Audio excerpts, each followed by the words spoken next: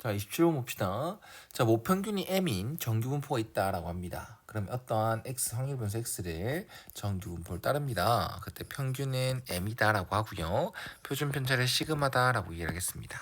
그리고 이거를 n개 n을 n1으로 잡고 이미 추출했다라고 합니다. 그때 이게 표본 평균을 x1 바다라고 얘기를 하네요.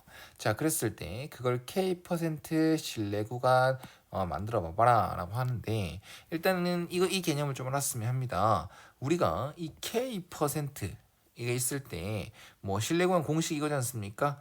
X 바 빼기 그리고 어떤 게 곱해지고 그 다음에 루트 n분의 시그마 그 다음에 모평균의 신뢰구간이니까 m 그리고 x 바 플러스 네모 곱하기 루트 n분의 시그마. 그럼 이 네모에 들어갈 게 뭐냐면 우리가 이런 식으로 표준 정규 분포가 딱 있을 때요. 여기가 지금 예를 들어 지금처럼 K%다라고 얘기를 한다면 어떤 여기서부터 여기까지 이 구간 있죠. 이렇게 확률을 구했을 때 100분의 K가 되도록, 이게 K%죠. 100분의 K가 되도록 여기가 어떤 네모, 마이너스 네모죠. 여기는 네모 이런 식으로 잡았다라고 생각하시면 됩니다. 그러니까 여기 이 구간의 넓이가 100분의 K가 되도록 하는 이 네모 값이 여기에 들어간다는 거거든. 그래서 지금 몇 퍼센트는 안 알려주고 K%다라고만 가려놓고 시작했기 때문에 그냥 이렇게만 표현할 수 있을 것 같습니다. 모평균의 신뢰 구간 그리고 x1 바 그다음 빼기 p라고 잡을게요. p 곱하기 루트 n1 분의 시그마 그다음 여기는 x1 바 플러스 루트 n1 분의 시그마. 다시 한 번 더 설명합니다. 이 p다라는 의미는 뭐냐면 여기 이렇게 표준 정규분포를 만들었을 때 여기서부터 여기까지 이 넓이가 100분의 K가 되도록 하는 어떠한 P값을 잘 설정한 거다라고 얘기를 하시면 될 것 같습니다. 자, 좋아. 그럼 여기에서는 이게 A고 여기가 B가 된다라는 것. 됐나? 자, 그러면 또 x2를 설명하고 있네요. 이런 식으로 또 x2를 설명해 보면 n을 n2로 해서 이미 추출했어. 그럼 그때 표본 평균은 x2. 이것도 실내 구간 x2 빼기 퍼센트가 똑같으니까 똑같이 p를 쓸 수 있겠죠. 루트 n2분의 시그마 그다음 모평균 x2 바 플러스 b 곱하기 루트 n2분의 시그마 이렇게 설정이 된다. 자, 그럼 이거는 얘놈이 c가 될 거고 요놈이 d가 되겠네요.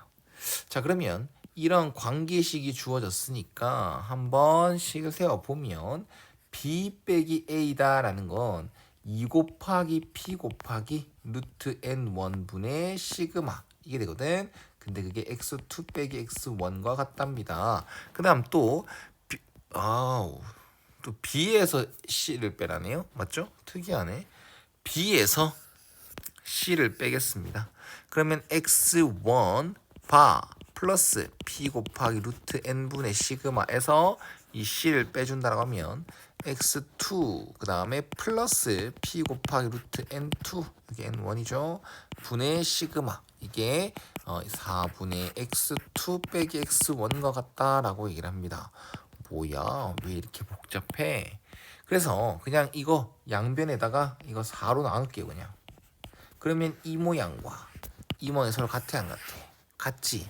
그럼 요 놈과 요 놈이 서로 같다라고 그냥 식을 세울 거거든요. 정리를 지금 시작하겠습니다. 요 놈 같은 경우는 요렇게 한번 약분이 되면 2분의 1 곱하기 p 곱하기 루트 n1 분의 시그마가 될 것이고, 요 놈 같은 경우는 x1 빼기 x2 그 다음 플러스 p 곱하기 루트 n1 분의 시그마 플러스 p 곱하기 루트 n2 분의 시그마. 에헤이, 정리 한 번 더 할 걸. 정리하고 쓸 걸. 맞지? 요 자리에는 다시 한 번 더 여기 맨 처음에 주어졌던 거 있죠? 요거를 한 번 더 쓸 것입니다. 근데 여기는 x2 빼기 x1이지 여기서는 x1 빼기 x2니까 이걸 지우는 대신 부호를 바꿔서 쓰겠습니다. 마이너스 2 곱하기 p 곱하기 루트 n1 분의 시그마 이런 식으로 말입니다. 자 그러면 동류항이 조금 많이 보이는 상황인데 요놈과 요놈 이게 동류항이죠. 얘는 요놈과 요놈이 서로 같다라는 거. 그럼 개수만 생각했을 때 마이너스 1과 1이 된다는 것. 그래서 마이너스 p 곱하기 루트 n1 분의 시그마. 그 다음에 얘는 p 곱하기 루트 n2 분의 시그마. 그 다음 여기는 2분의 1 p 곱하기 루트 n1분의 시그마 이렇게 되겠다. 자 그럼 얘를 딱 넘길게요. 풀이 좀 더 깔끔하게 쓸걸. 좀 이해하고 선생님보다 더 깔끔하게 정리해 주세요. 자 그럼 얘는 이런 식으로 마무리가 되겠죠. 여기 p 똑같이 지우고 시그마 똑같이 지우고 양변에다가 요거 다 곱하면 3 루트 n2는 2 루트 n1으로 바뀝니다. 따라서 9n2는 4n1입니다 라고 할 수 있겠네요. 에헤이 그러면 끝났다. 양변에 n1 나눠주고 그 다음에 9도 이렇게 나눠준다라고 하면 n1분의 n2는 9분의 4다 라고 마무리할 수 있겠습니다. 네, 선생님보다 더 깔끔하게 해주세요. 자, 그 다음 28번 넘어가겠습니다. 자, 28번은 한 개의 동전을 던져서 앞면이 나오면 흰돌 그 다음에 뒷면을 던져서 뒷면이 나오면 검은 돌이 나온다고 합니다.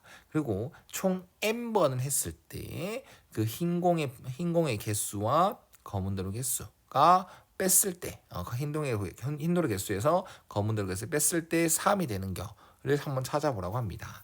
자 그럼 이건 알아야겠죠. 동전을 던지면 앞면이 나왔다. 그럼 그대로 바로 흰색 공이 되는 거고 뒷면이 나왔다라고 하면 검은색 공이 이렇게 한 개가 추가가 된다는 거거든. 그리고 총 n번 반복한다라고 얘기합니다.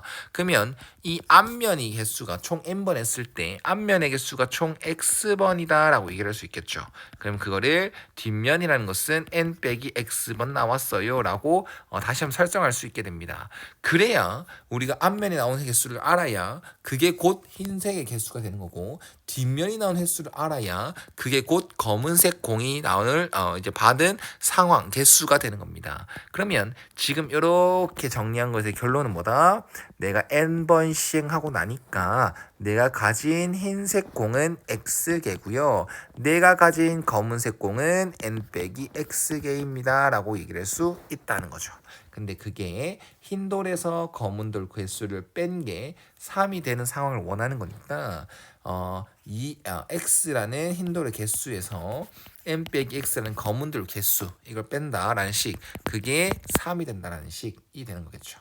그럼 얘는 2x 빼기 n은 3이다 라고 정리가 되는 거고 여기서 잘 생각해 보면 n의 값이 뭔지는 모르겠어. 근데 n의 값이 정해져야 우리는 흰색 x라는 값이 정해지는 겁니다. 우린 총 n번 그 중에서 앞면이 나오는 개수가 x번인 거거든.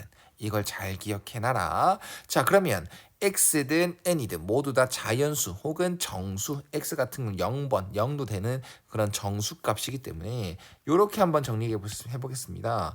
2x는 n 플러스 3이다. 그럼 x다라는 것은 2분의 n 플러스 3 이렇게 만들어지는 거겠네요.